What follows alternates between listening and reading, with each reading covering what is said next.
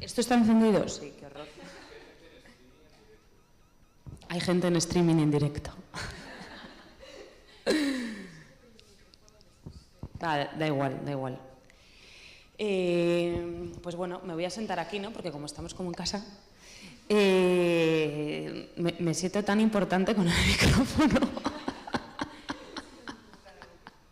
Totalmente karaoke. Pero bueno, voy a intentar bajarlo, a ver si se me oye. Bueno, pues nada, mil gracias por haber madrugado, y estar aquí. Bueno, y sobre todo también gracias, Jessica, por la invitación, porque la verdad es que en representación del equipo de Soulside estamos bastante contentos de poder participar en la Design Thinking Week, la segunda, ¿no? Que es una iniciativa que a nivel pues del sector es muy importante que se hagan este tipo de cosas para poder evangelizar y de alguna manera comunicar el potencial que tiene el diseño. Cuando nos lo propusisteis, que estuvimos dándole una vuelta para ver de qué tema hablábamos, porque con el panel de expertos internacionales que vienen, pues como que da cosica hablar de cualquier cosa, veíamos que una de las cuestiones que llevan pasando durante estos últimos años es precisamente el cuestionamiento del valor del design thinking, ¿no? El palabra este que parece que se ha puesto como de moda y se ha significado, ¿no? Entonces, precisamente por eso, además, que nosotros también nos cuestionamos mucho lo que hacemos, queríamos hablar más de lo que trasciende o lo que hay detrás o lo que subyace, ¿no? Lo que hay detrás de esta disciplina, más que de lo que es la disciplina en sí, y además también porque la audiencia a la que vamos a hablar, diseñadores, ¿no? Pues contarles el proceso de diseño es un poco, bueno, aporta poco valor, entendemos. Entonces, queríamos hablar de la actitud que muchas veces nos sorprende, porque incluso la gente creativa o la gente que realmente tendría que estar más sensibilizada con lo importante que es el posicionarse, ¿no? ante los proyectos o ante la vida con una determinada actitud, pues luego te encuentras cuando vas a escuelas de diseño como esta o cuando vas a foros de diseño que la gente es bastante, a veces, cerradita. Yo soy bastante exagerada cuando hablo, radical, y me pongo siempre en los extremos, pero quiero que tamicéis mis palabras, pero que en el fondo es verdad que te encuentras con mucha gente que no se cuestiona nada, ¿no? Y que simplemente por el hecho de diseñador ya dice, bueno, pues ya, o por ser creativo, o por ser, ¿no? Dice, bueno, pues simplemente con las habilidades que tengo ya puedo hacer lo que quiera, y no se plantea que realmente, yo diría que el 80% del éxito de cualquier cosa en la vida es cómo te enfrentas a esas cosas, ¿no? No solamente por el buen rollismo, que también es importante, sino por la reflexión o el cuestionamiento que hagas de lo que estás haciendo. Entonces, eso es lo que quería compartir hoy con vosotros. También, pues, para hablar de actitud es súper importante quitarnos los prejuicios, ¿no? Y abandonarnos, porque tenemos tantas creencias que nos autolimitan y que hacen que pensemos que la vida es así y que no puede ser de otra manera, que empezamos a resetearnos en este sentido, o es bastante complicado. Hola, ¿qué tal? Para eso es muy importante que durante todo el proceso, no solamente el proceso de diseño, sino nuestro proceso vital, estemos cuestionándonos, ¿no? Y a mí me gustaría hacer un ejercicio muy sencillo para ver lo importante que es esto de quitarnos los prejuicios, ¿no? ¿Alguien sabe sumar?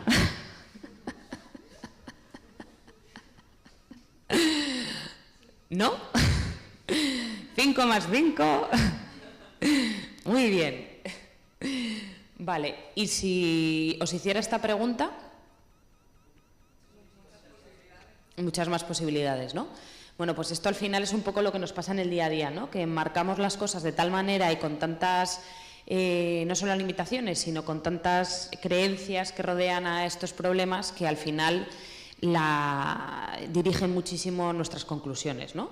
Y se trata precisamente de eso, de poner otros marcos donde efectivamente vamos a tener que llegar a soluciones que sean viables, factibles, sostenibles y todo eso que se nos pide desde el diseño, pero que no nos digan con qué ingredientes tenemos que hacerlo, ¿no? Toda esta semana entiendo que se están viviendo cosas que hoy están en auge por el momento político, social, coyuntura en el que vivimos, que precisamente vuelven a reforzar el concepto de cuestionamiento, ¿no? O transformación, como pongo yo aquí, porque al final vivimos en un momento histórico. Yo la verdad es que a veces digo, joder, qué suerte, macho, haber vivido en este momento, aunque las estemos pasando putas. En el fondo me alegro, porque hace 20 años sería todo como mucho más, ¿no? Menos interesante.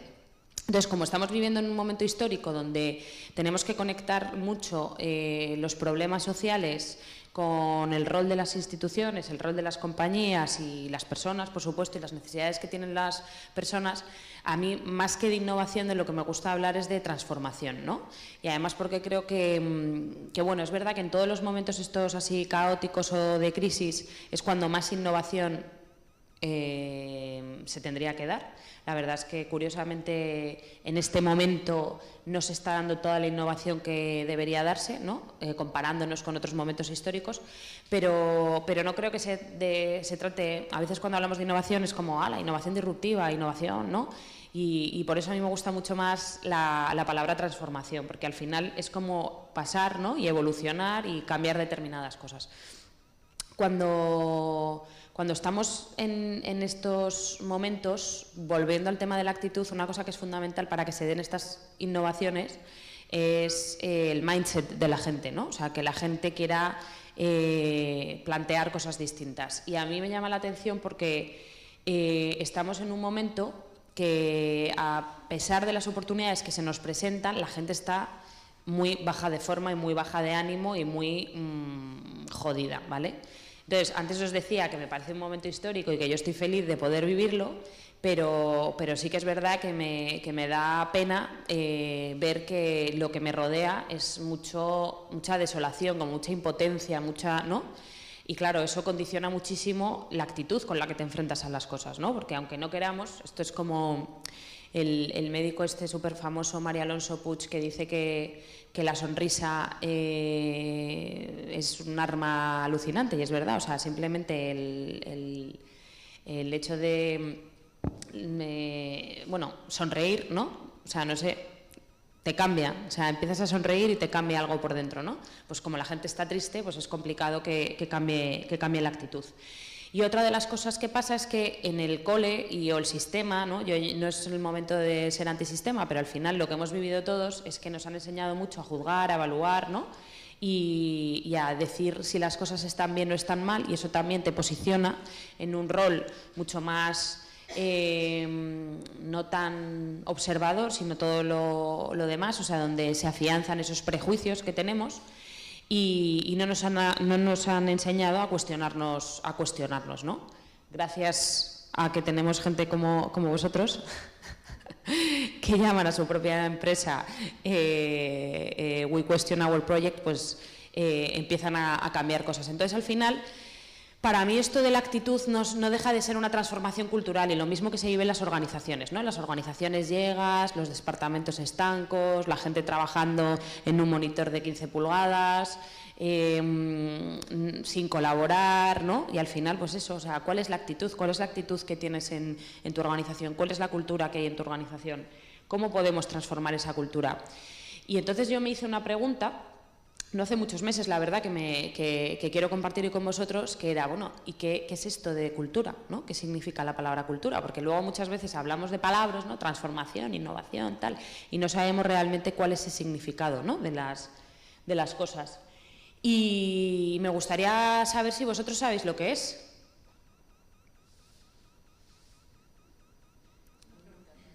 No. Es que no sabéis la pasada que fue ir a la RAE y ver lo que significaba la palabra cultura. ¿Sabéis lo que significa? ¿O tenéis una idea?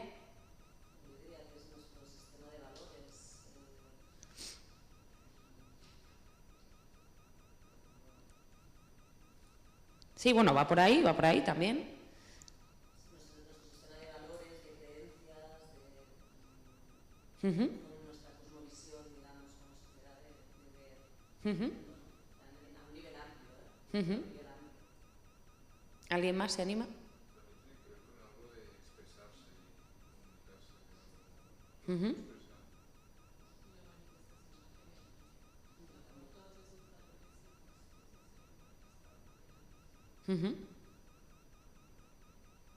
Bueno, pues ta-ta-ta-chan. Del latín cultura, ¿vale? La primera definición es cultivo, luego el conjunto de conocimientos que permite a alguien desarrollar su juicio crítico. Me parece la leche, de verdad. Porque al final esto es lo que falta tanto en la sociedad como en las organizaciones, como nosotros mismos como individuos, ¿no? El cuestionamiento, ¿no? Y esa actitud cuestionadora, que es la que nos hace progresar, que es la que nos hace avanzar, que es la que nos hace aprender, ¿no? Entonces, que la cultura signifique un conjunto de conocimientos que permite a alguien desarrollar su juicio crítico, me parece que es definición suficiente para ver el momento histórico en el que estamos, ¿no? O sea, no hay cultura, ¿vale? Hay otro tipo de cultura como conjunto de modos de vida, costumbres, conocimientos y grado de desarrollo artístico, es así, ¿vale? Cada vez nos la intentan machacar más, pero la anterior, que es la que hace a una sociedad libre, porque precisamente tiene la capacidad de pensar por sí misma y no que nadie le diga lo que tiene que pensar, pues de esa cultura, de ese tipo de cultura hay escasez, ¿vale? Entonces a mí, cuando fui al diccionario y vi lo que significa la palabra cultura, dije, joder, esto va de transformación de pensamiento, esto va de no tenemos que transformar la cultura, lo que tenemos que transformar es la forma de pensar de las personas, ¿vale? Y claro, también parte mucho por la voluntad de cada uno, ¿no? De querer asumir que el pensamiento que tiene no es un pensamiento propio muchas veces, ¿no? Y yo la primera, que hablo aquí, pero que soy la primera que muchas veces digo, joder, es que me estoy cuestionando las cosas, estoy repitiendo lo que me dicen, estoy creando algo nuevo, ¿no? Entonces, creo que el ejercicio actitudinal sería ver cómo podemos transformar la forma en la que pensamos. Yo he querido hablaros de lo que vivimos en nuestro día a día, que no sé si os sentís identificados, pero al final es muy complicado transformar nada, ¿no? Cuando uno se levanta por las mañanas, se va a duchar, desayuna, ¿no? O sea, coge una serie de rutinas que es que las tenemos que hacer, ¿no? Porque al final marcan nuestro día a día y tenemos que vivir en sociedad.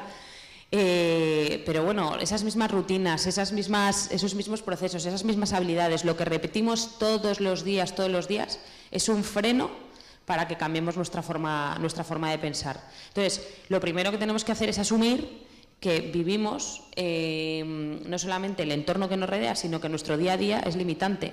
Porque yo tengo que ir a buscar a mis hijos al colegio, o sea, tengo que ir, porque no se pueden quedar ahí. Tengo que ir a la oficina, ¿no? Y al final, si repito esto todos los días, pues sin darme cuenta estoy de alguna manera apagando esa llamita que es la del cuestionamiento o la de enfrentarme a las cosas con una actitud diferente, ¿no? Aparte de la RAE, no he ido a la Wikipedia, ¿no? Para ver qué significaba el juicio crítico o el pensamiento crítico, ¿no? Y os lo voy a leer, por si no lo leéis, que pone: el pensamiento crítico se basa en valores intelectuales que tratan de ir más allá de las impresiones y opiniones particulares, por lo que requiere claridad, exactitud, precisión, evidencia y equidad. Tiene, por tanto, una vertiente analítica y otra evaluativa. Aunque emplea la lógica, intenta superar el aspecto formal de esta para poder entender y evaluar los argumentos en su contexto y dotar de herramientas intelectuales para distinguir lo razonable de lo no razonable, lo verdadero de lo falso. El pensamiento crítico se encuentra muy ligado al escepticismo científico y al estudio y detección de las falacias. O sea, al final, ¿cuánto tiempo de vuestro día a día invertís en detectar qué es real y qué no es real?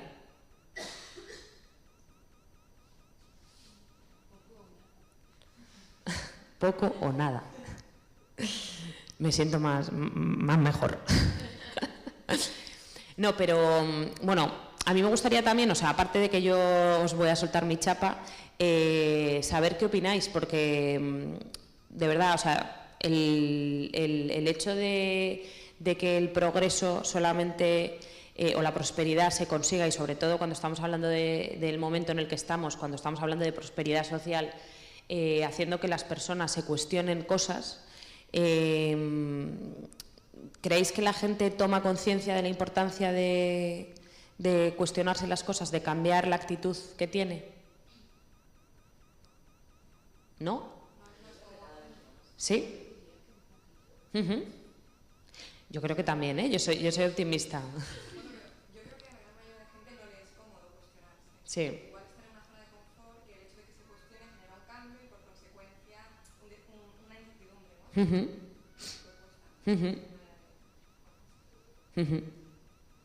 también que sí que vivimos en un momento de cierta crisis de valores o de espiritualidad, por decirlo de alguna Sí, forma, sí, sí. así amplia. O sea, todos los centros estos de terapia, de espiritualidad, no, pero toda esta emergencia de este tipo de movimientos también reflejan que algo va mal y que la gente de alguna forma se lo cuestiona o se siente obligada a cuestionarlo porque se encuentra mal o hay algo ahí que...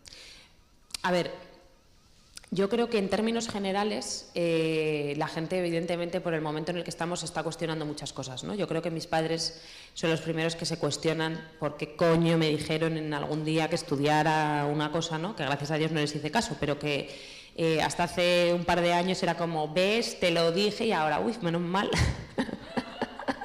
que no te dije nada, ¿no? O sea, yo creo que en términos generales sí, pero luego un poco haciendo referencia a lo que decía Jessica, al final en nuestro día a día es muy complicado. O sea, nos lo podemos cuestionar en términos macros, ¿no? De no soy feliz, estoy en una carrera que ahora no me sirve para nada, ¿no? He hecho lo que me dijeron y no he conseguido lo que me dijeron, ¿no? Pero luego en el día a día uno se levanta y pone no sé qué marcha en su vida, pero esa hasta que se acuesta, ¿no?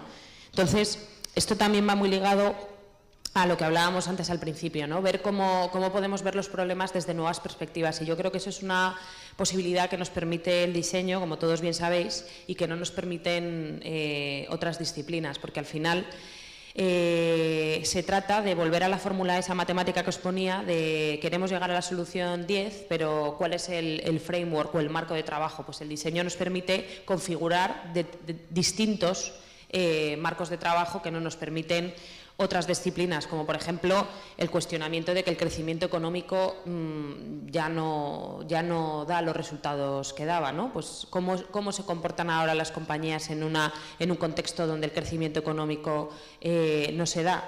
De hecho, todas las industrias o todas las categorías están en crisis precisamente por dejarse de cuestionar las cosas, ¿no? Y pensar que estaban en el tren de, bueno, a ninguna parte, sabiendo que podían avanzar. Y esto me encanta, esto lo he cogido, es una infografía de Innovation y me encanta, no sé si habéis visto el vídeo, porque al final a mí lo que me encanta decirle a la gente es que entre en su zona de pánico, ¿no? Que vaya a su zona de pánico. Yo sé que hablo con una audiencia súper experta, pero al final esto es lo que tenemos que promover nosotros, ¿no? No solamente por el topicazo de salir de la zona de confort, que ya es como precisamente nosotros tenemos que inventarnos nuevos conceptos para que la gente no se ancle en lo que ya conoce, ¿no? Y por eso cuando yo vi esto dije, coño, pues es verdad, o sea, ¿por qué no la zona de pánico? Pero es que además de que tenemos que, como diseñadores, tenemos que inventarnos nuevos conceptos, tenemos que hacer ver a las empresas o a las personas con las que colaboremos que estar en lo desconocido aporta mucho valor, ¿vale? O sea, que conocer nuevas cosas, ¿no? Yo siempre, hay a veces que empezamos con proyectos donde la gente nos dice, joder, es que esto es dificilísimo, es que esto, claro, vosotros, ¿no? Que sois unos iluminados, y es como, no, tío, no, esto es un proceso científico prácticamente, esto no va de iluminados. Es más, esto se trata de ejercitarlo, igual que la actitud, o sea, todos los días, si tú vas a hacer una flexión, probablemente, bueno, yo directamente no llego al suelo, ¿no? Pero no es algo complicado, o sea, es una cuestión de ponerme hasta que seguramente ya con las palmas de las manos. Pues esto es lo mismo. Si no salgo de lo que conozco, no voy a poder meter inputs en mi cabecita que van a hacer que conecten cosas de forma distinta. Entonces, muy importante llevar a la gente a la zona mágica. ¿Estáis familiarizados todos con nuestros procesos de trabajo? pero al final, a lo largo de estos años, ¿qué me llevo? No me llevo un proceso, no me llevo unos resultados, ¿no? O sea, el output de ese proceso, lo que me llevo es lo que genera en las personas el trabajar con estos procesos, ¿no? Que volviendo al tema de la actitud, esas nuevas habilidades que desarrollan les permiten generar nuevas actitudes, ¿no? Y el hecho de ir todos los días a trabajar y de repente darte cuenta que colaborar con el departamento de al lado te hace ya no llegar a un resultado mejor, sino pasártelo mejor, pues eso es con lo que yo me quedo, o sea, con el disfrute del día a día, a partir o a raíz de empezar a trabajar o descubrir estos procesos con los que la gente del management tradicional pues no está tan familiarizada, ¿no? Dos cosas que me parecen súper importantes. Esta es la primera, la vi el otro día la frase en una página que sigo en Facebook, que dentro del día a día me permite de repente, wow, salir y ver cosas distintas, y además he elegido esta imagen intencionadamente, que no venía con la frase que vi, porque es la actitud del explorador, ¿no? O sea, al final el tío que se va a subir cualquier pico y no sabe qué le va a pasar, no sabe, todo es incierto, ¿no? Y eso es un poco el día a día en el que vivimos, la incertidumbre. Y aunque suena topicazo aquí, estas cordilleras nevadas, no se he puesto ni iceberg, ¿eh? Aunque suena topicazo, al final es que muchas veces no nos damos cuenta de lo chulo que es o lo mágico que es, como ponía en la diapo anterior, el reemplazar, ¿no?, el miedo por la curiosidad, simplemente eso, ¿no? Y eso es algo que, aunque todos los que estamos aquí lo sabemos, y yo lo sé la primera, muchas veces por los tiempos, por los entornos, por todo, es como que no es que no te atrevas, es que directamente ni te lo planteas porque tu día a día no te da, ¿no? Eso desde el punto de vista de la curiosidad, ¿no?, y de las posibilidades que podemos conseguir. Y de hecho, en Soulside yo creo que tenemos la suerte de tener un equipo que hace que cuando uno no se cuestiona nada, el otro le esté, ¿no? Y esos son los roles que deberíamos adquirir todos, ¿no? El pin y pon, el yin y el yang, ¿no? El hecho de yo paso por la vida y hay otro que me está diciendo, oye, macho, no te lo estás cuestionando, ¿no? Oye, estas posibilidades. Entonces, creo que eso es importante también desde el punto de vista de cómo ejercitar esa actitud y esos roles y esas posiciones dentro de las organizaciones. Luego, prueba-error, prueba-error, prueba-error. Al final, yo no sé si sabéis cuántas preguntas se hace un niño pequeño. Alguien, sois muy jóvenes todos, pero los que están en sus casas y no han venido, ¿tienen hijos? ¿Tenéis idea de cuántas preguntas se hacen al día? Demasiadas, ¿no? Yo hice el ejercicio, o sea, hay una estadística, y hice el ejercicio una vez en un viaje, porque claro, 7 horas de coche dan para mucho. Y solamente en 1 hora dije, Dios mío, las estadísticas, o sea, no son verdad, porque en 1 hora 60 preguntas conté en 1 hora. Ya fue como un momento, vamos a poner la música o poco yo, lo que sea, pero por favor dejar de preguntarme. Bueno, pues al final es verdad que los niños se hacen mogollón de preguntas, y las personas como nosotros, no voy a decir mayores, pero más adultas, nos hacemos una media de 3 preguntas al día, no sé, exactamente creo que las cifras estaban en 6. Pero bueno, os podéis imaginar el nivel de las preguntas, ¿no?, que nos hacemos. Porque hay tanto tráfico, porque mi jefe me ha puteado, porque la vida no me entiende, este tipo de preguntas, ¿no? Y al final, una de las cosas que todos viviréis en vuestro día a día, pero que es fundamental, como ver cómo podemos impregnar esa cultura dentro de las organizaciones o dentro de nosotros mismos, es el hecho de el no miedo al fracaso, porque estamos en un entorno controlado, ¿no? O sea, no estamos sin piolets y sin equipo técnico en las cordilleras, no. O sea, la cordillera hay que ir con equipo técnico, hay que ir bien preparado, pero bueno, se puede coger el camino de la derecha o se puede coger el camino de la izquierda, no hay problema, ¿no? Mientras que uno vaya preparado, pues esto es lo mismo. Y el diseño nos permite eso, nos permite tener margen para hacer mal las cosas, ¿no? mal o para aprender. Y luego estos 3 conceptos que me parecen fundamentales, que es el de la experimentación, el del aprendizaje y el del compartir, porque al final uno aprende cuando se pone en la posición de aprender, ¿no? Si no, es muy complicado. De hecho, leía el otro día también que en esta zona del aprendizaje o tienes otra vez de nuevo el mindset de que necesitas y que quieres y que estás abierto a ese aprendizaje, o no aprendes nada, ¿vale? La experimentación. Experimentar sin tener por qué experimentar. O sea, esto que no suene a LSD, ¿no? Pero joder, es que hay que experimentar. Es que al final, o sea, a mí estas charlas o estas conversaciones, que al final yo no quiero darle la chapa a nadie, porque además sé que todos esto lo sabéis, ¿no? Pero sí el reforzar cosas que nosotros muchas veces desde la profesión no articulamos o no ponemos en valor o no ponemos en práctica, ¿no? Y a mí me sirven un poco para refrescarme y decir, joder, ¿hace cuánto que uno no hace un experimento? ¿Vosotros sois todos diseñadores de producto? ¿No? ¿Algún diseñador de producto? En la escuela haréis 1000 fakes, 1000 historias, ¿no? Cosas que no tienen ningún sentido, que las articuláis y las prototipáis, ¿no? No sé si lleváis mucho fuera del mundo del diseño de producto, pero ¿lo habéis vuelto a hacer? ¿Sí? Ah, porque trabajas con producto. ¿Y tú? Hace ya. Pues es como el rol del inventor también, ¿no? Antes hablábamos del rol del explorador, pues el rol del inventor. O sea, no hay que ser diseñador de producto para inventar nada. Y la verdad es que ejercitar el momentum de me voy a poner a inventar, ¿no? Que es como los enanos, ¿no? Que se ponen directamente a construir, pues también deberíamos ejercitarlo. Y luego, una cosa que me parece fundamental en todo este momento actitudinal es la colaboración. Y como os decía al principio, que soy muy radical, pues es la colaboración radical, ¿no?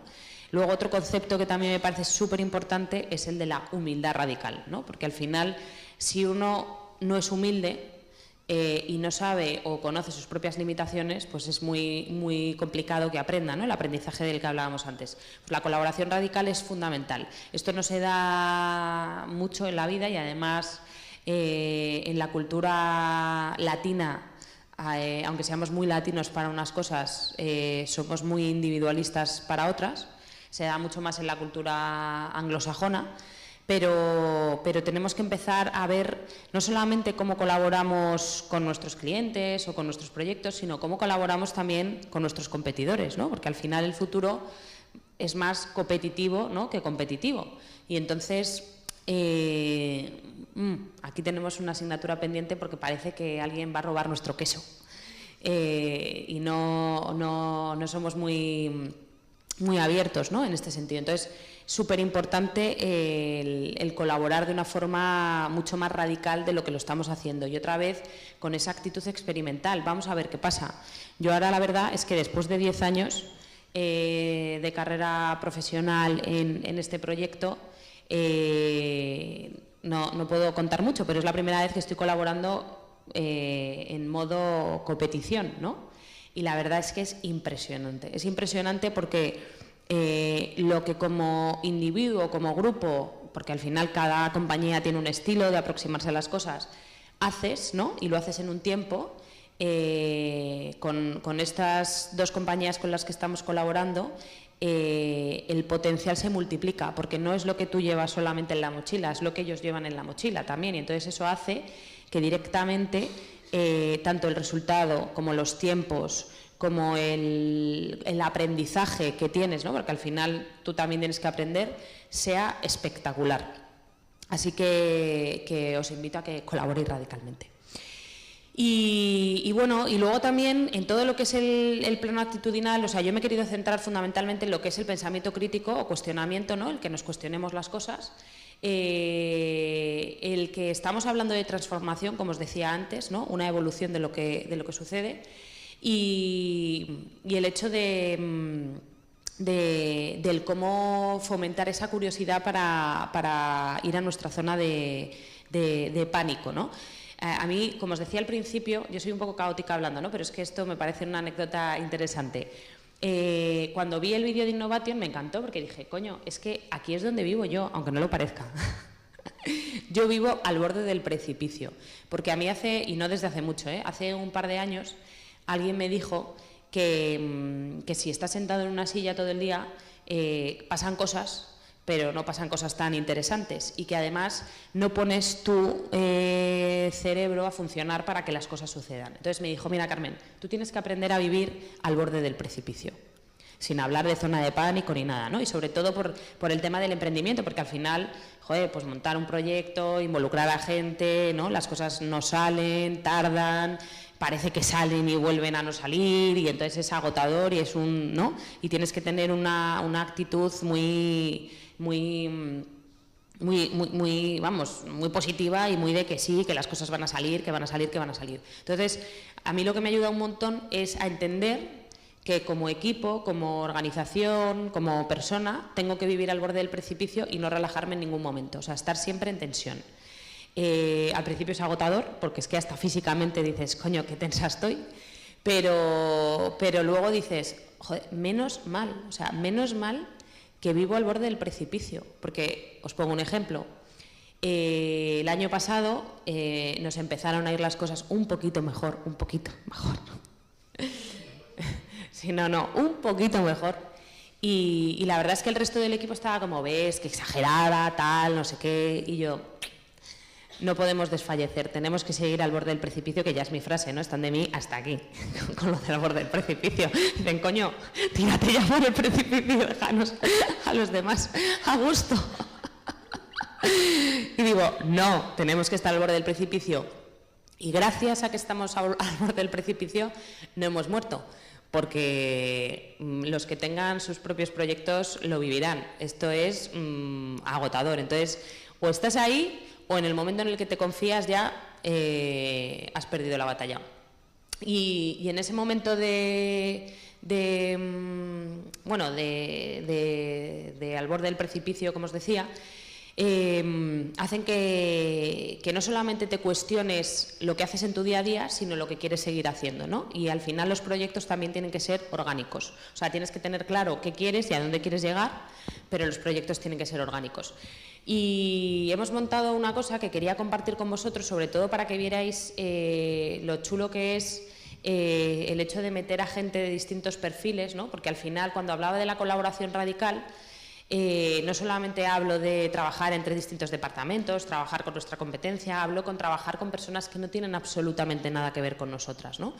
Y hicimos un experimento el viernes que se llama Rethinking Business, que es para repensar los modelos de negocio dentro de las organizaciones. Dijimos, joder, ¿qué pasaría si juntáramos a 15 tíos de 15 corporaciones que sí, que piensan de forma distinta, pero bueno, no dejan de estar en un entorno como bastante comprimido, con 15 tíos unconventional totalmente, que han montado sus propios proyectos, que el status quo, todo, ¿no? Y que esos dogmas de fe con los que te vienen muchas veces, no sé, directores generales, CEOs de compañías, incluso tus propios padres, de esto es así, ¿qué podría pasar, no? Y la verdad es que viví otra vez, y como digo, joder, el viernes que viene tengo esta charla, viví otra vez el poder de la actitud. O sea, era gente que no tenía ni idea de lo que es el pensamiento de diseño, que no tenían idea de cómo trabajar, que venían haciendo, pero incluso los unconventional, porque también trabajan de forma anarca, pero no saben, ¿no?, decirte, pues esto lo hago porque lo tengo que hacer. Y al final, los entornos que se crean, que eso también es súper importante, ¿no? O sea, al final, para que la actitud se dé, tiene que crearse el entorno, ¿no? O sea, es imposible que la actitud se dé en un entorno hostil, ¿vale? Porque es muy complicado. Pero los entornos que se crean y la apertura mental de las personas y el abandonamiento, ¿no?, de las personas hace que se creen cosas súper chulas y maravillosas. Y después de una jornada que nosotros pensamos, joder, le estamos quitando un día de trabajo, vino algún CEO de alguna compañía importante, directores generales de innovación, ¿sabes? Porque los unconventional, pues al final te dicen, ¿dónde? ¿Cuánto tiempo? Acampada, voy donde sea, ¿no? Pero esta gente, un día entero de trabajo, Y al final se dieron cuenta de que hay vida más allá, de que hay vida más allá, de que hay pensamientos, otro tipo de pensamientos. Equilibramos muy bien los equipos, los conectamos. Además, el topic sobre el que trabajábamos era ver cómo podíamos hacer que las organizaciones fueran mucho más humanas, que fueran más empáticas, cómo podíamos hacer que recuperaran su propósito, porque la mayoría de ellas, ¿no?, han perdido esos valores que comentabais antes sobre los que se sustentan las culturas. Y en ese momento que se dio, pues eso, la mezcla de pensamientos, el que unos se retaran a otros, ¿no?, hizo que al final de la jornada, aparte de salir con 5 proyectos tangibles, bueno, cuando alguien dice tangibles es el guión de la película, luego hay que hacer la película, contratar al director, tal, ¿no?, pero 5 guiones de pelis súper chulas, la gente estuviera súper comprometida con ese resultado, ¿no? Y dijera, es que yo quiero seguir trabajando, es que se nos han quedado cortas las 8 horas, es que quiero dejar mi organización y quiero montar este proyecto, ¿no? Y al final, ¿eso qué es? Eso es reflejo de la actitud con la que la gente ha abordado los proyectos, ¿no? Y sobre todo, el darse cuenta de que en su día a día ellos no son capaces de hacer este tipo de cosas, ¿no? Pero no por el proceso, no por el encargo, sino por la gente que te rodea y la actitud con la que te estás enfrentando a esos retos. Yo realmente, a mí no me gusta dar consejos porque no es que no me gusta que me los den, me encanta que me den consejos, pero en el fondo no me siento quien para dar ningún consejo, y menos a gente que tiene la sensibilidad, ¿no? O sea, al final, ¿qué pasa en estos foros? Pues que cuando hablas, yo hace nada estuve en el DMI, que fue en Madrid, y al final todo el mundo viene, ¿no?, a flor de piel, con el corazón, ¿no?, o sea, súper on fire con el tema, ¿no? Entonces, claro, ¿qué consejo le vas a dar a gente que realmente esto lo tiene clarísimo? Pues sobre lo que tiene que ver con lo que todos conocemos, nada. Sobre lo que tiene que ver con el cómo hacer llegar que este mensaje llegue más allá, el consejo que os puedo dar, si me lo queréis coger, es la perseverancia, ¿no? El hecho de no desanimaros, porque al final la actitud también tiene que ser un espejo de lo que uno refleja, ¿vale? O sea, espejo de lo que uno hace, pero tiene que fundamentarse en la perseverancia y en la coherencia, ¿vale? Entonces, si alguno, todo este rollo que le he soltado de experimentar, prueba, error, dice sí, de puta madre, pero luego cuando yo voy en mi día a día y digo esto, nadie me lo hace, bueno, pues ser coherente, demostrarlo y ser perseverante para que las cosas sucedan. No sé si tenéis alguna preguntilla. Hacerme alguna, por favor.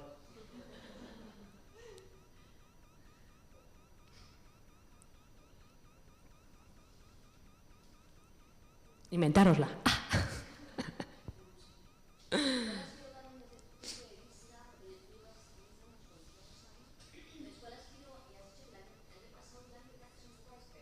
¿Cuál desde tu punto de vista ha sido lo que ha hecho que la luz se encienda? Es decir, que después de todo este trabajo, o sea, ¿cuál ha sido el punto de inflexión que te ha permitido saltar este más hacia arriba? Desde tu punto de vista. Pues mira, desde mi punto de vista ha habido varios temas. Evidentemente la crisis nos ha ayudado porque las organizaciones se han dado cuenta que haciendo lo mismo ya no podían y entonces oían palabras nuevos, cosas nuevas. Yo me acuerdo, nosotros empezamos a hablar hace 10 años de design management y la gente era como, ¿qué? Entonces la crisis nos ha ayudado, pero realmente el punto de inflexión para mí ha sido el equipo. A mí me ha costado Dios y ayuda tener el equipo que tenemos hoy. Y eso al final, aunque a la gente no le puede parecer fácil el hecho de, bueno, te pones a contratar a gente y hay talento, y es verdad que hay mucho talento, pero no es tan fácil. No es tan fácil sobre todo porque, uno, tienes que compartir el mismo propósito, la misma visión de compañía. Dos, tienes que hacer sentir, y eso no lo puedes hacer tú solo, o sea, es como cuando tú quieres a alguien, ¿no? Si yo te quiero mogollón, ya, bueno, pero es que no me siento que me quieras, ¿no? Entonces, tú puedes querer un montón, pero además ellos tienen que sentirse queridos y además ellos tienen que querer. Y eso, pues hemos tardado 8 años, o sea, lo tenemos desde hace 2. Es algo que a mí me da bastante... Me da, ¿sabes? La palabra no es miedo, pero en el fondo sí, tengo que reconocerlo, que me da miedo, porque creces y dices... cuando creces con personas, ¿no? Dices, joder, tengo ya esto, estamos tan cohesionados, nos entendemos todos tan a la perfección que entre otra persona es como que a veces te da miedillo, ¿no? Pero yo te diría que el punto de inflexión para mí ha sido conseguir el equipo que crea en el proyecto y que haga que sea su proyecto. O sea, realmente no es mi proyecto. O sea, de hecho, yo lo digo de corazón, es que sin las personas que tenemos hoy en día no podríamos ser lo que somos. Entonces, las personas. Aparte de las organizaciones que en el fondo, os digo, cuando un equipo se cree algo, consigue lo que se crea. O sea, porque problemas no os podéis imaginar los que tenemos. Y bueno, y ligándolo con lo que os estoy compartiendo hoy, la actitud de esas personas, eso es fundamental. O sea, el hecho de que, no solamente, de verdad, es que no creo, o sea, cuando hablo de actitud a mí me da la sensación, ¿no?, de, además, es como un palabro tan, igual que el de la innovación, tal, o sea, como todo en la vida es cuestión de actitud. La típica frase hecha que yo digo mogollón. Porque es que me lo parece que toda la vida, o sea, la vida es como tú te lo propongas. Y aunque suene a frase hecha y esté súper manida, la actitud de esas personas, no solamente desde el buen rollo, porque el buen rollo es fundamental, el reírse con un equipo es fundamental, el venir a trabajar todos los días con una sonrisa y el darte cuenta que tu trabajo es como un juego, porque es que realmente es como un juego, es fundamental. Pero si no hubiera gente tocapelotas, que también los tenemos, y cuando digo tocapelotas lo digo desde el cariño, o sea, gente que se cuestiona, que nos reta, que, ¿no? De hecho, no creo que mi rol dentro de Soulside sea el del cuestionamiento. Pero sin ese rol de otras personas, que es el del cuestionamiento, pues no podríamos hacer lo que hacemos.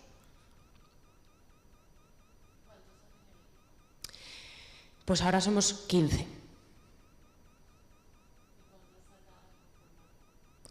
¿10 años? No, 8. El que tengo ahora se acaban de incorporar algunas personas nuevas, pero las 12 personas que éramos, 8 años. Y de hecho, de los que empezamos, solamente estamos 3 personas, que, oh my God, somos los socios.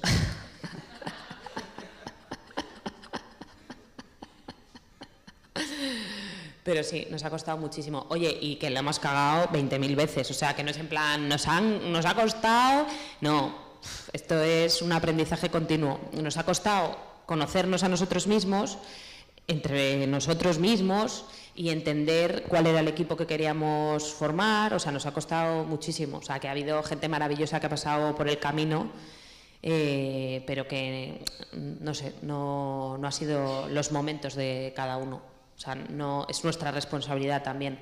Y de hecho muchas veces, este es un consejo, odio esa palabra, pero mira cuántas veces la repito, que le doy a los emprendedores, ¿no? Cuando empiezan un proyecto, que no menosprecien el hecho de crear un equipo, ¿no? Porque al final muchas veces, insisto, te piensas que tener un equipo es contratar a gente. Y entonces dices, bueno, si ya estamos nosotros 3, que somos los 3 mosqueteros y tenemos todo clarísimo, pues nada, contratamos a gente y ya esto crece y somos la bomba. Y no.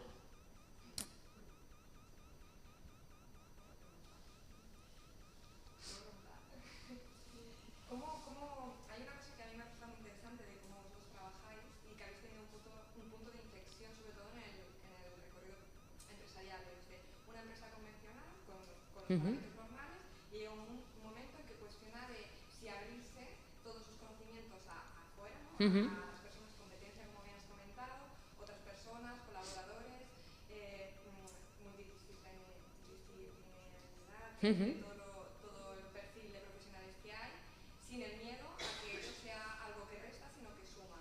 ¿Cómo llegáis a ese punto de inflexión y qué es lo que os ha hecho que eso genere un valor diferente al que tenéis antes? Pues eso también ha sido Una labor de aprendizaje. La verdad es que cuando empezamos, yo siempre, o sea, del equipo que comenzamos, yo soy muy flower power y muy Bambi y muy naif y todo paz y amor, ¿no? Entonces, nunca le veo la maldad a nadie y tal, ¿no? Pero mis otros compis son un poquito, bueno, ese yin y el yang que hablábamos, ¿no? Son un poquito más como, la vida no es así, hay que tener cuidado, la gente, ¿no? Y yo creo que ha sido más un ejercicio mío, en este caso ellos me han aportado otras muchísimas cosas y me han hecho crecer en muchísimas cosas, pero en este caso concreto yo creo que ha sido un ejercicio más mío de pico pala, hacerles ver pero no por el contexto económico en el que vivimos ahora, que además se multiplican las posibilidades de ganar cuando compartes por las tecnologías, ¿no? Sino ya cuando yo tenía 23 años y empecé esto, a mí en la vida siempre me habían enseñado que ser generoso te aporta mucho más que no serlo. Entonces, si lo eres en tu vida personal, como para mí esto es una prolongación de mi vida personal, pues yo en mi vida profesional no puedo no ser generosa, no puedo no ayudar si alguien me lo pide, no puedo no contar, ¿no? Algo. Entonces, pues en esa compenetración del propio equipo, yo creo que el hecho de no imponer las cosas y el poquito a poco que la gente vaya viendo los resultados que tiene el compartir y el ser perseverante otra vez en no lo ven, pero lo verán, ¿vale? Pues a lo mejor no lo veían en el todo como somos ahora, que la verdad es que somos bastante, por no decir 100%, abiertos a cualquier cosa que cualquier persona nos pida. Pero en las pequeñas cosas han visto que han ido ganando, han visto que la gente es buena, han visto que se te acerca mucha más gente y mucho más interesante cuando compartes que cuando no compartes. Entonces esto ha sido un proceso y la verdad es que luego la gente que hemos ido sumando, en ese momento que os comentaba antes del equipo, yo creo que ha sido súper interesante el hecho de hacer que la gente que se suma al proyecto tenga tus mismos valores, ¿vale? Igual que el mismo propósito de proyecto o visión, los mismos valores. Entonces, claro, frente a 3, si ya somos 12 que vemos que compartir mola y que es interesante, pues ya solamente por equidad tienen que ceder. Pero bueno, ellos han sido los primeros que se han dado cuenta. No, porque eso también pasa, esto es como en un matrimonio, ¿no? Al final hay muchas negociaciones, no todo es maravilloso y todo el mundo cree pero lo importante es que todo el mundo se sienta escuchado, que todo el mundo entienda que puede poner su reflexión encima de la mesa y luego que todo el mundo descubra lo que pasa cuando suceden este tipo de cosas. Pero la verdad es que yo creo que, igual que el equipo, me parece que ha sido como lo más... El aprendizaje de montar un equipo potente, lo más bonito, y cuando digo potente no digo en Ronaldinhos que sean unos máquinas, que todos lo son, digo potente en valores humanos. Y lo mismo el recorrido hacia la apertura. De hecho, yo sueño con ser todavía mucho más abiertos y que los demás sean mucho más abiertos.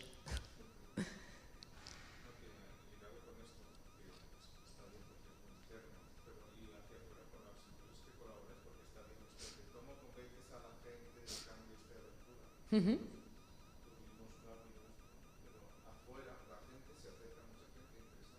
Uh-huh.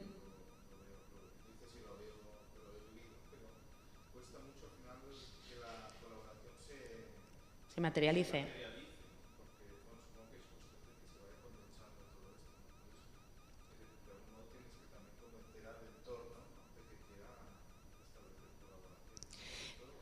Si te refieres a que las organizaciones vean valor en que tú y yo, por ejemplo, trabajemos juntos. Sí, la gente de fuera, o sea, el que te va a hacer el encargo, que... Sí. O sea, cuando colaboramos con un cliente... No, pero te refieres a cuando colaboramos con un cliente... Sí. Sí, efectivamente. Efectivamente. ¿Esas cómo lo ven, dices? Ah, pues... Sí, pues el proceso yo creo que ha sido natural. Creo que os hablaba de la colaboración radical y la humildad radical también, o sea, aunque suene súper radical, pero el hecho de decir, oye, y además a lo mejor en este proyecto no gano tanto por aquí económicamente, pero voy a ganar por aquí, ¿no? Y es lo que os decía antes, o sea, hemos hecho un proyecto y estamos en él en este momento. Y bueno, cuando salga pues os lo podré contar, pero es impresionante el abandono de la gente. O sea, cuando la gente tú compartes y la gente admira el trabajo que tú haces y tú admiras el trabajo que hacen ellos y ves las sinergias que hay reales y el proyecto hace que tú tomes una posición distinta a la que estás acostumbrada, ¿vale? Porque en este caso nosotros es con un cliente con el que nosotros trabajamos siempre en primera línea y en este momento no estamos trabajando en primera línea, estamos trabajando en segunda o en tercera línea.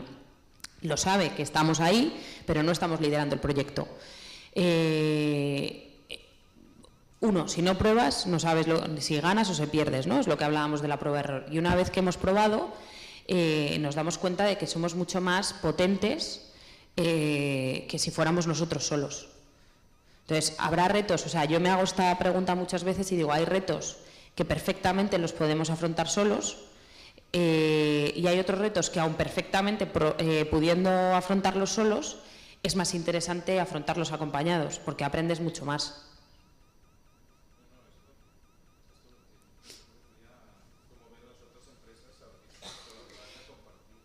Pues yo creo que, claro, pues yo creo que eso es un tema de personas, ¿sabes? O sea, que de estar seguro con lo que tú ofreces, de no tener miedo, de confianza también, o sea, hay mucho de confianza y además es algo que yo, fíjate, no sé, siempre, no me preguntes por qué, siempre lo he sentido. O sea, cuando tú compartes con la gente, independientemente de que colabores en un proyecto o no, cuando compartes puedes pensar, bueno, pues esto mañana llega y se lo cuenta al otro, ¿no? Y es que yo confío en nosotros. Entonces, me da igual que vaya otro y se lo cuente, se lo contará de otra forma distinta, ¿sabes? O se lo contará y yo se lo contaré, ¿no? Esto es como el karma, ¿no? Al final la vida te da, ¿no?, lo que tú. Entonces, yo creo mogollón en eso. Y creo que en este caso, con las empresas con las que estamos colaborando, me pasa que las dos personas con las que, o sea, que son de dos compañías distintas, siento que tienen esa confianza y sobre todo que respetan y admiran, ¿no? Que yo creo que también esto, volviendo a la analogía de la pareja, al final si tú no respetas o no admiras a la persona con la que tienes al lado, ¿no?, con la que estás viviendo, pues es complicado, te crees superior. Y aquí no, aquí además, luego esto también tiene que ver mucho con la actitud, el ego, ¿no? Que todos tenemos, yo la primera. Y entonces creo que también va por eso hablo de la humildad, porque dejamos el ego fuera y pensamos en qué nos pueden aportar las otras personas y ser egoístas para ver cómo aprendemos de las otras personas, no ser egoístas para ver cómo deslumbramos nosotros. Pero no es nada fácil. O sea, yo llevo, no te puedes ni imaginar los años que cuando lo planteo me dicen, en mi empresa no se trabaja así. Y digo, bueno, pues nada. Nada, no puedo hacer nada porque no se trabaja así, pero digo, joder, qué pena. O sea, ¿sabes lo que me pasa? Que a mí no hay cosa que más me reviente que la inconsistencia o la incoherencia. Entonces, cuando tú a tus clientes les estás hablando de colaboración, multidisciplinariedad, ¿sabes?, les estás hablando de todo esto de co-creación, y luego tú, como evangelizador de eso, no lo haces contigo mismo y no eres abierto, digo, tío, ¿dónde está la coherencia? O sea, es que no existe esa coherencia. Y entonces, a mí me da rabia ir con un discurso y luego la propia gente de la industria, a los cuales admiro y adoro y amo, muchas veces nos cuesta un huevo hacer eso, por no decir que es casi imposible. Sobre todo cuanto más grandes son las empresas, más complicado es.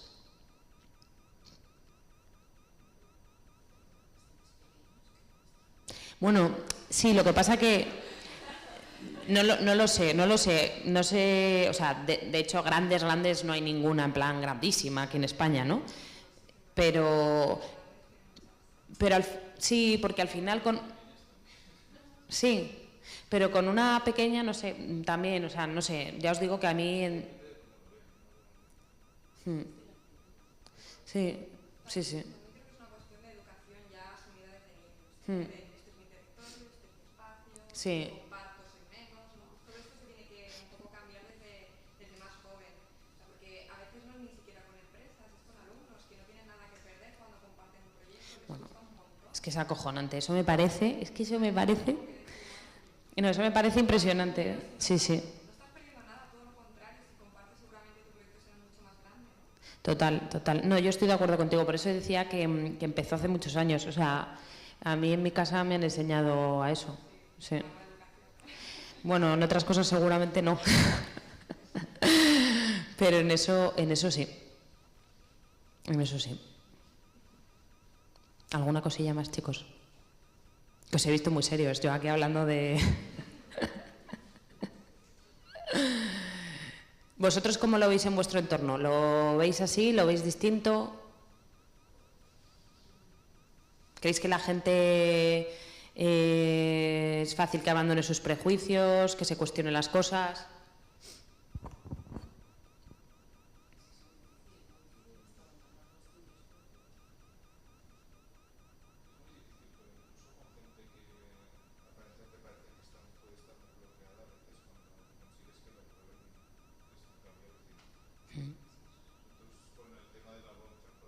Uh-huh.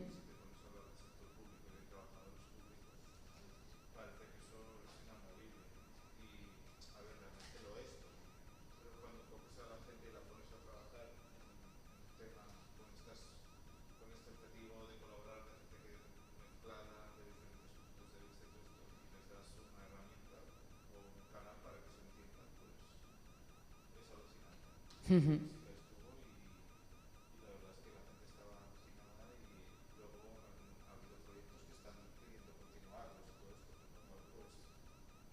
Esto es un poco lo que os quería transmitir aquí. Hmm. Hmm. Yo lo reduzco a conocer su idioma y hacer la traducción para ayudar. Porque a veces utilizas unas palabras que para ellos son agresivas, ¿no? Pero si conoces cómo ellos entienden las cosas y se lo comunicas, como es algo lógico y hay resultados, pues lo acaban asumiendo. Y luego yo creo que también es muy experiencial, ¿no? O sea, de vivirlo. O sea, hay que hablar su idioma, es fundamental. Y el otro día estaba en un taller con recursos humanos en una compañía con 30 tíos, directores, y empiezas a hablar y les ves a todos con una cara de, ¿no? O sea, no tristes, pero y con un con un careto que dices, joder, no sé si irme a mi casa porque tenga que ponerme a hablar yo aquí y hacer de no me sale ahora el humorista este, pero vamos, de cualquiera de los humoristas. Y en el momento en el que también hay que hacer una terapia de shock, ¿no? Les dije, mirad, yo sé que ahora mismo estáis aquí sentados y estáis cargaditos de prejuicios. Me estáis mirando a mí y estáis teniendo prejuicios. Digo, yo también los tengo. Porque yo también estoy asumiendo esos prejuicios cuando estoy viendo a 30 tías que se están mirando como esta tía que me va a decir, ¿sabes? Que yo tengo ya, ¿sabes? 8 galones. Pero lo que a mí me gusta más de mi trabajo es ese proceso de transformación. Por eso la palabra me gusta, ¿vale? O sea, más que la innovación, la transformación. Porque ves cómo de forma natural se transforman las cosas. Y yo creo que lo bonito de esto es hacerlo de forma natural, ¿vale? O sea, no imponiendo, no diciendo esto es así, si no lo hacéis así, esto no, ¿sabes? Ellos mismos van viviendo algo que les hace experimentar que las cosas se pueden abordar de forma distintas y les empoderas, o sea, de repente terminan la jornada y dicen, coño, yo había empezado con esta actitud, con un careto hasta los pies, pensando que ya voy a poner post-it de colores por todos lados y que esto para qué coño me va a servir. Y de repente se van a las 6 de la tarde y es como con una sonrisa de oreja a oreja, gracias, es verdad, y dices, Dios, esto yo no sé qué van a hacer luego, pero funciona, ¿no? Y sobre todo que ven que es algo que también es algo que a mí me motiva muchísimo, que no es que dentro del caos y de esa anarquía y de esa frescura que tiene que haber, que ellos pueden sentir control y que es algo que está pensado, que aplica el sentido común, que tiene, ¿no?, un proceso, y eso muchas veces a la gente también le da mayor asertividad para luego poder hacer las cosas, porque no es en plan, bueno, aquí una panda de iluminados, ¿no?, que es como parecemos cuando empezamos, y luego dicen, uy, estos de iluminar nada, estos son más analíticos que todos nosotros juntos. Pero va un poco por ahí. Qué calladitas sois, chicas, porque encima sois tan mujeres. Sí, sí, estás muy bien rodeado.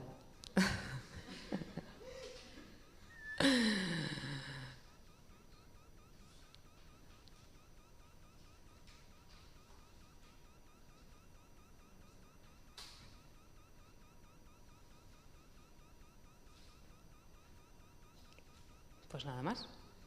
Pues muchas gracias, chicos.